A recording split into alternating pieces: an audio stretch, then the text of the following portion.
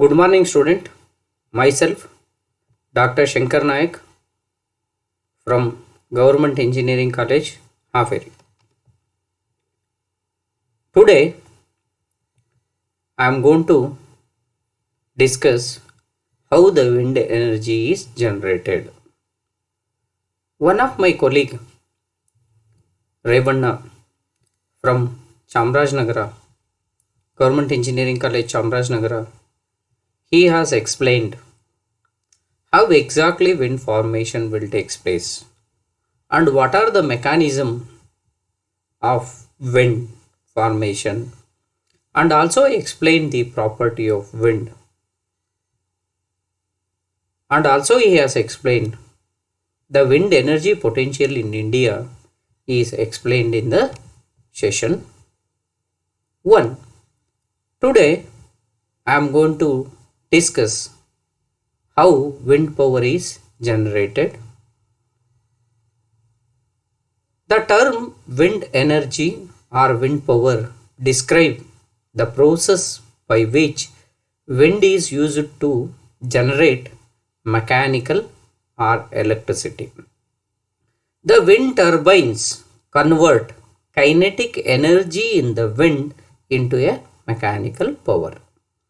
The mechanical power can be used for specific tasks like grinding a grain, or food processing, or pumping water, or sailing ship, or a generator can convert mechanical power into electricity to powerhouse, powerhouse, businesses, and schools. Now we are going to derive the power, total power in the wind stream, as well as the maximum power available from the wind stream. We are going to discuss in this class, and also we study the relation between the power and wind. We are going to study in this class. The total power of the wind stream is equal to a rate of incoming kinetic energy of that stream kinetic energy. So this can be mathematically expressed as P total is equal to m dot into kinetic energy, where P total is the total power of the wind stream in watt is equal to m dot. M dot is the mass flow rate. According to the continuity equation, mass flow rate is equal to rho A V, where rho is the density of air, A is the area of the wind stream, V is the velocity of the wind stream, and kinetic energy is of Gc into V square, where Gc is the conversion factor is equal to 1 kg per Newton second square. Substitute m dot value as well as kinetic energy value in power total. We will get P total is equal to half into rho A V cube. From this equation, the total wind power, from this equation, the total power of a wind stream is directly proportional to its density, area, and cube of its velocity. Thus, the total power Thus, the total power of the wind stream is directly proportional to its density, area, and cube of its velocity. This figure represents the P total is the function of A and V. In the figure, all the inclined lines represents the velocity. In this inclined line, there will be a solid line as well as dashed line. The dashed line represents the velocity in mile per hour, whereas the solid line represents the velocity in meter per second. The wind power increase with cube of the wind speed, as early we have discussed in the derivation. The power of the wind increases with cube of wind speed. In other words, doubling of wind speed gives 8 times of the wind power. So from this figure, as the wind speed increases, these are the solid lines, represent the wind speed in meter per second. As the wind speed increases, 2, 1, 2, 5, 10. See, as the wind speed increases, the power is also increases. At the same time, the area also increases, the wind power generation is also increases. From the above equation, derived the total power derived equation. From the equation we know that the doubling of wind speed gives the 8 times of the wind power. Therefore, the selection of windy location is very important for the wind turbine. Now, we will discuss the maximum output power can be produced by the wind. So we already known that the total wind power cannot be converted into mechanical power. The total wind power cannot be converted into mechanical power. Now, consider this is a tube of moving air. Consider a tube of moving air. With initial wind speed U1, pressure P1, diameter D1. As it approaches the turbine, the speed of air decreases as it approached, causing air to enlarge to the turbine diameter D2. The air pressure will rises to maximum. In front of the turbine and will drop below atmospheric behind the turbine. The part of kinetic energy in the air is converted into potential energy in order to increase the pressure energy. See, a tubular stream of wind at the initial velocity U1, the pressure is P1. As it approaches to the turbine blade, the velocity decreases and pressure increases. The kinetic energy is converted into potential energy. So that potential energy is converted into pressure energy. In order, this kinetic energy drops or reduces in order to convert potential energy in order to increase the pressure energy, and it leaves to the turbine.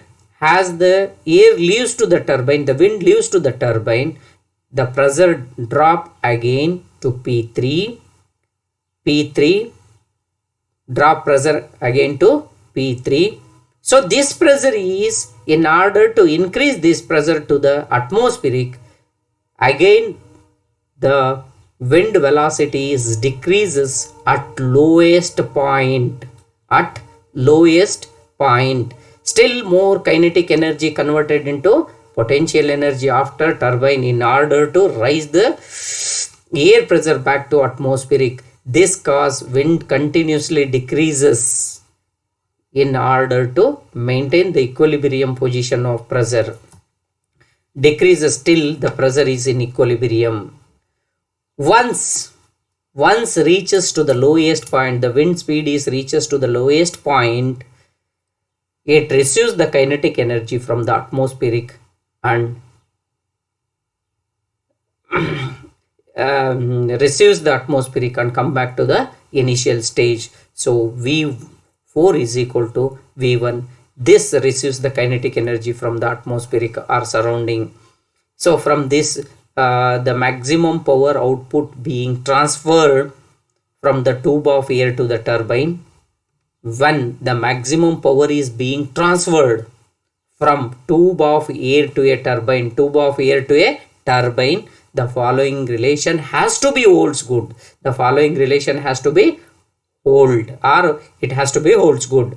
So now from this figure, U1 is equal to U3. U1 is equal to U3 because we are going to assume it as here the blade thickness is negligible. So is equal to 2 by 3 of U1. U4 is equal to 1 by U1. Similarly, area A2 is A2 and A3 is equal to rises. The area is enlarges because of increasing pressure. So 2 by 3 into A1. A4 is equal to 3A1. So this is the relation has to be holds good for the maximum power output.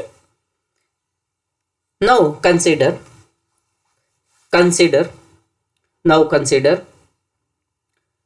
the incoming air or a stream of air, a tubular stream of air between 1 and 2 has a thermodynamic system, assuming density is constant, pressure, energy, heat added or rejected will be no heat add or rejection, no heat or work added or rejected to the system.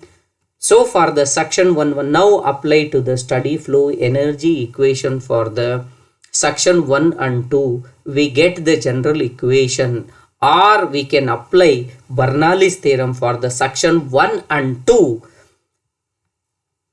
The general equation can be written as pressure energy P1 by rho is the pressure energy plus of V1 square is equal to P2 by rho is the pressure energy, pressure head or pressure energy plus of V2 square. Similarly, now apply the steady flow energy equation at the exit the section 3 and 4, or we can apply the Bernoulli's theorem at section 3 and 4. We will get P4 at the exit. At the exit we get P4 by rho P off into V1 V4 square U4 square is equal to P3 by rho plus off into V3 square. This is called it as equation number 2. Subtracting equation 2 from equation 1, we get pressure difference. as we know that we get the pressure difference. The wind pressure rises and drop as it approach. Wind pressure is rise as the air approaches to the turbine, and wind pressure is dropped below atmospheric as it leaves to the turbine. So P1 minus P2 is equal to half Gc rho, start the bracket, V1 square minus V4 square. So this is the equation for the wind drop. The wind pressure is rises and drop as it approach and leaving to the turbine. The axial force Fx in the direction of wind stream. The axial force acting on the blade in the direction of the axial force Fx in the direction of wind on the blade wheel with the projected area perpendicular to the stream area is given by Fx is equal to P2 minus P1 into 2. Fx is equal to P1 minus P3 into A. So P1 minus P2 from the above equation, rho A V1 square minus V4 square divided by 2. According to the Newton's law,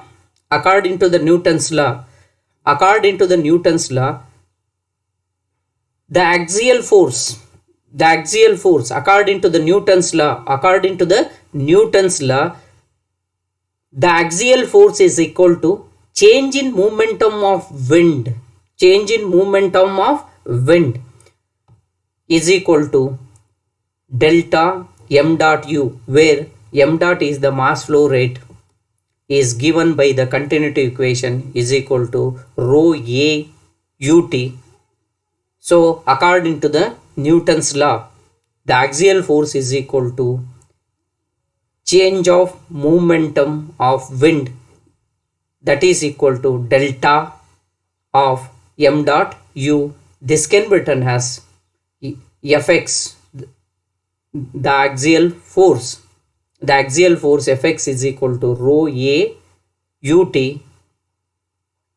into u1 minus u4. Equating equation 3 and 4, we get the axial force. Equating the axial force, the equation number 3 and 2, we will get ut, velocity at the turbine inlet or velocity at the turbine, ut is equal to u1 plus u4 divided by 2. Consider the total thermodynamic system bounded by 1 and 4. So this is 1 and 4 bounded by, this is the entire system is considering as a thermodynamic system. Consider as a thermodynamic system. The total work is equal to kinetic energy at section 1 and kinetic energy at section 4 is equal to half into u1 square minus u4 square. This is equal, the power is equal to rate of mass flow rate into kinetic energy. So this can be written as m dot into u1 square minus u4 square divided by 2. Power is equal to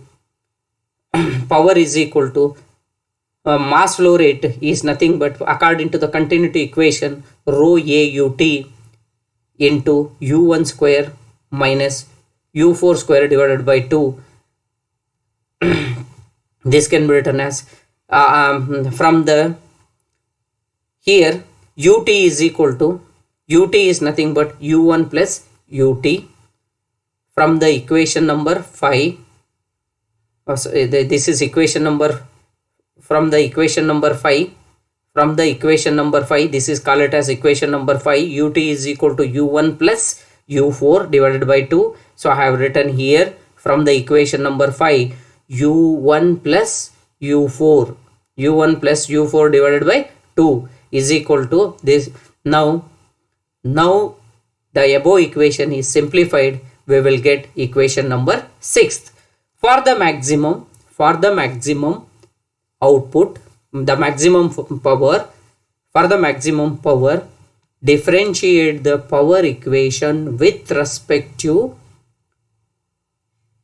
U4 is equal to P max is equal to 0. Now this equation we are going to differentiate. We will get differentiation of above equation. We get the U cube, differentiation of U1, differentiation of U1 is 0. So U4 square is there here. U4 square is there here. Differentiation of this equation, we will get 3U4 square plus 2U1 U4 minus U1 square. This is the equation, has two solution. One solution is U1 is equal to U4. Another solution is U4 is equal to 1 by 3. Now substitute this equation for the maximum power. So we will get the maximum power is equal to maximum power output from the wind. We get 8 by 27 rho A V1 cube. The ideal or maximum theoretical efficiency maximum theoretical efficiency is called power coefficient of turbine. Power coefficient of turbine is the ratio of maximum power obtained from the wind to the total power obtained from the wind.